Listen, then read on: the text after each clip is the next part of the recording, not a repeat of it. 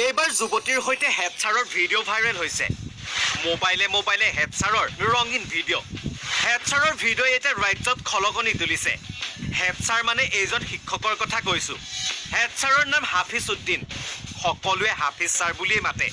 Hafiz sir নগাঁৱৰ এইখন Sonai valley একাডেমীৰ প্ৰধান শিক্ষক। পিছে হাফিজ ছাৰৰ প্ৰকৃতি লৰিছে। হাফিজ ছাৰক যৌৱনে আমনি কৰিছে।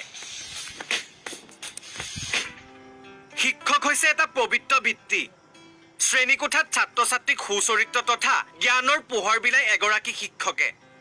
শিক্ষকৰ ওপৰত নিৰ্ভৰ কৰিয়েই ভৱিষ্যতে সুনাগৰিক হোৱাৰ সপোন দেখে শিক্ষাৰ্থীয়ে। কিন্তু জ্ঞানৰ পোহৰ বিলোৱা শিক্ষকৰে যেতিয়া চৰিত্ৰৰ স্খলন ঘটে, তেতিয়া সেই শিক্ষকে শিক্ষা দিয়া ছাত্ৰ ছাত্ৰীৰ মনত কি ভাৱ উদয় হ'ব পাৰে সেয়া নিশ্চয়কৈ চিন্তনীয় বিষয়। আৰু তেনে চৰিত্ৰৰ নৈতিক স্খলন ঘটিছে হাফিজ ছাৰৰ। এতিয়া শুনক ছাৰৰ আচল কাহিনী।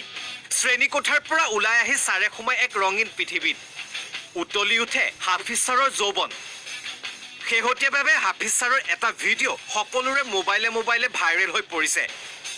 ভিডিঅ'টো দেখা অনুসৰি ছাৰে এগৰাকী যুৱতীৰ সৈতে প্ৰথমে ছেটিং কৰিছে। তাৰ পিছতে যুৱতীগৰাকীৰ সৈতে ভিডিঅ' কলত কথা পাতিছে। আনফালে যুৱতী, এফালে হাফিজ ছাৰ। বাকীখিনি নকওঁ হ'ব। বিভৎস, ক'বলৈ লাজ লাগে। ছাৰৰ সেই ভিডিঅ' এতিয়া চৌদিশে বিয়পি পৰিছে। ছাৰৰ ভিডিঅ' দেখি আচৰিত গাঁওবাসী। আপুনি ইয়াৰ স্থানীয় মানুহ নেকি? আমি ইয়াত লোকেল হয়, মোৰ বায়ক হয়। যেহেতু ইংৰাজী ছাৰৰ মানে এটা ভিডিঅ' ভাইৰেল হৈছে, এইটো কি ক'ব? কি ক'ম, এইটো আইনে যি ব্যৱস্থা লয় ল'ব আৰু আমাৰতো আৰু ক'বলৈ নাই। কোনোবাই ফচাব খুজি আছে নেকি? এইটোতো আমি নাজানো নহয়, আমি মোবাইলত পাইছোঁ, সেইটো কাৰণে চবেই কৈ আছে। আপোনালোকৰ এনে সন্দেহটো কি হয়? সন্দেহটো কি হয়, সি ইমুৰ পৰা কল কৰিছে, কল কৰি পেলাই ফোনত ভিডিঅ' কল কৰিছে, কৰাৰ পিছত ছোৱালীটোৱে পইচা খুজিছে, সি পইচা দিয়া নাই। ছোৱালীটো ইমুত ভিডিঅ'টো এৰি দিলে। এৰি দিয়াৰ পিছত চব মানুহে পাই গ'ল। মাষ্টাৰজনৰ নাম কি? হাফিজ উদ্দিন। ছোৱালীজনী কিমান টকা খুজিছিলে? কিমান টকা খুজিছে সেইটো আমি ক'ব নোৱাৰোঁ।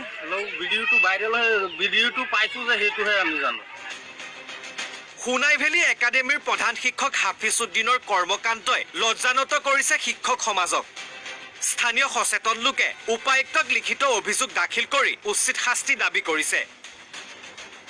নগাঁৱৰ পৰা টমাছ ভূঞাৰ ৰিপৰ্ট, অসম লাইভ।